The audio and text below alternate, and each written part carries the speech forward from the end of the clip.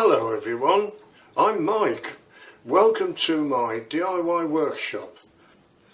This video aims to show you the tools and techniques necessary to drive wood screws efficiently into various wood-based materials.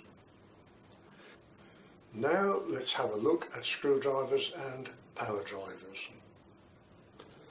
To insert just a few screws, a hand screwdriver is adequate and actually preferable with small screws in order to maintain control and not over tighten. However, for longer screws or driving lots of screws, it will be quicker and easier with a power driver.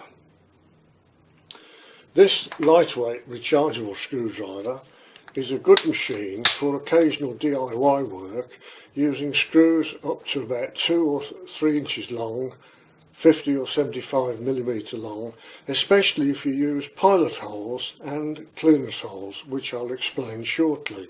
This has a single speed forward and reverse. It has a lock on the front to enable you to use it as an ordinary screwdriver, and it converts to a pistol shape. However, this combi drill drive is a much more powerful machine. It has a tough rechargeable battery which enables it to drill many holes and drive lots of screws. It has a 2-speed gearbox and a variable speed control. For the ultimate in power drivers, here is a picture of an impact driver. It has a rotary impact system that relentlessly keeps the screw turning and can drive exceptionally long screws. And now a word about driver bits. It's very important that the driver bit matches the screw size and head type. The bit itself must be in good condition to avoid jumping on the head of the screw. If using a power driver, keep the driver bit in line with the screw to minimise the risk of jumping, and keep the speed down to maintain control.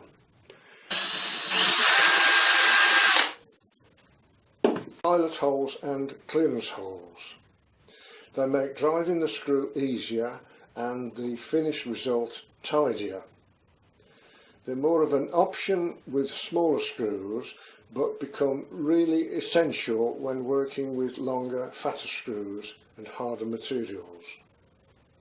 Clearance holes are drilled in the piece of wood being fixed and need to be slightly bigger than the screw to allow it to pass through. You've just seen me cutting that countersunk recess with a bit like that because the screw I'm using is countersunk. When judging what drill sizes to use for clearance and pilot holes, you need to consider 2 features of the screw: its overall diameter and the smaller diameter of its centre spine. The drill for a clearance hole should be slightly bigger than the screw's overall diameter, but for the pilot hole the drill must not be greater than the diameter of the centre spine. Test your judgment by drilling trial holes in some spare wood.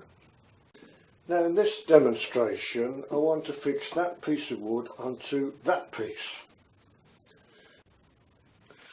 Now the pilot hole is drilled in the piece of wood that the screw bites into, and the hole is slightly smaller than the screw so that it guides the screw but leaves enough wood for the screw thread to cut into.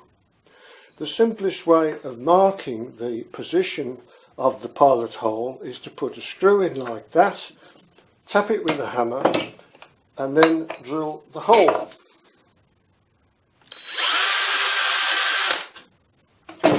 So now we have a pilot hole in the correct place.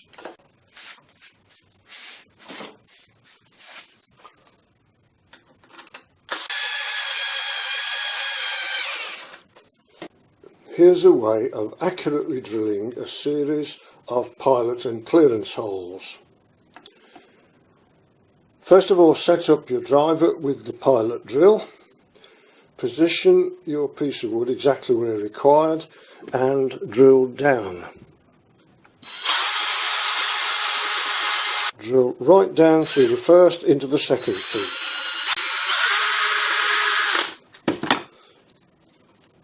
So those holes here now are dead in line with the holes here. So what we need to do now is simply enlarge these holes to become the clearance holes and apply our screws. I must emphasise the importance of drilling clearance and pilot holes at 90 degrees to the work surface.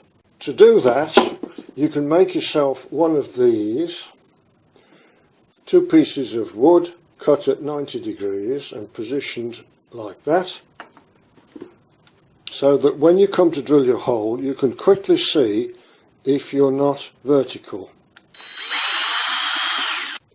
With the right conditions it's possible to screw directly into softwood and some related materials without drilling holes first.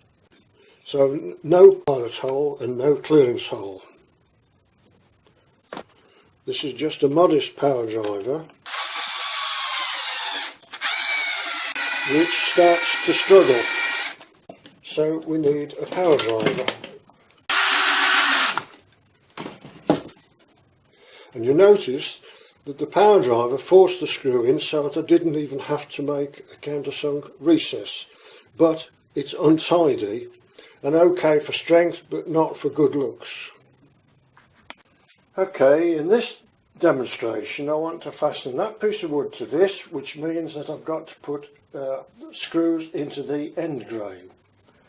I've already put pilot holes in this piece of wood. I'm going to drill further down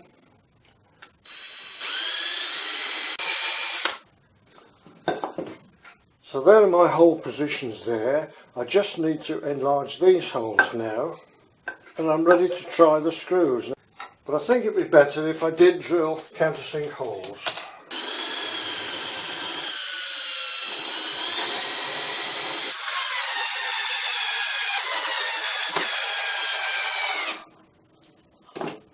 When working with MDF, chipboard or plywood, screwing into the edge can be tricky because of the risk of splitting, as this example where no pilot hole was used. Pilot holes are essential, but getting them in the exact right spot is also very tricky because the material, especially chipboard, can make the drill wander off centre when trying to get the drill started. Here's an example of needing to fix one piece of veneer chipboard to another. I've already drilled the pilot holes here and I need to extend them into the second board. So now I've enlarged those holes to become clearance holes and we can put our screw in.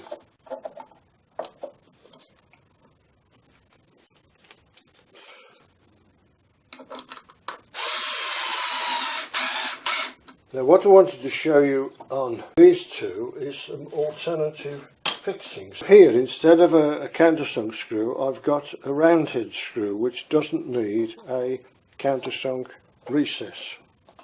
So I'm having to use a slot head screwdriver and I'm doing it by hand to avoid the risk of the bit jumping out and damaging the work if I use it with a power driver. The other alternative is still using a countersunk screw but with what's called a screw cup, so you still don't need to drill a countersunk recess. So there's the finished job with 3 alternative fixings. Finally, I want to talk about how you decide on what screw size to use for your project. But first I need to explain that wood screws come in either imperial or metric sizes. An imperial screw thickness or diameter is defined with a gauge number like 4, 6, 8, etc. and then its length will be in inches. but the modern metric screw size is quoted in millimetres both for the diameter and the length.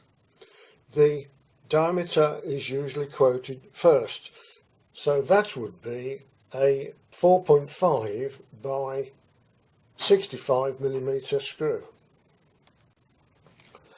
This conversion chart shows the metric diameter equivalent of the old imperial gauge number. As a guide on choosing diameter, the number 8 or 4 millimetre screw is a good general purpose size for most projects, using screw lengths between 1 inch and 4 inch, or in metric 25 to 100 millimetres long. You can go thinner for lightweight jobs, or where wood thickness dictates, then you can use thicker screws on heavier constructions.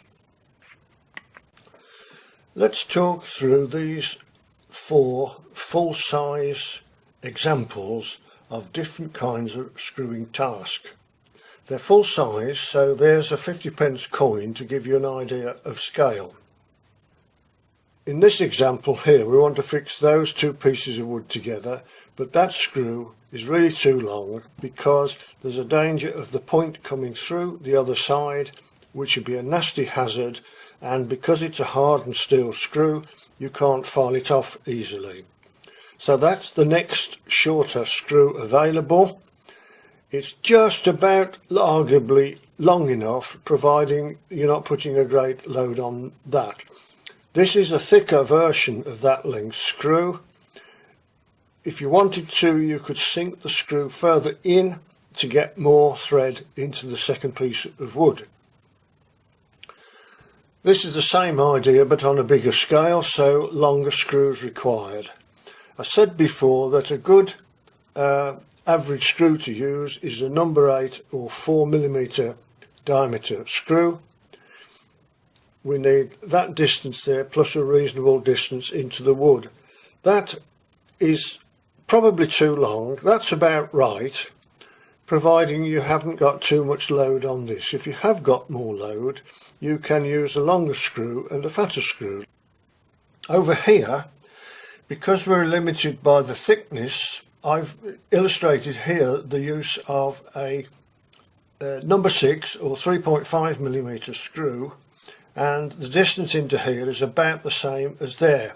If we want more strength, we can use a longer screw, or to be more certain that the whole thing will hold together.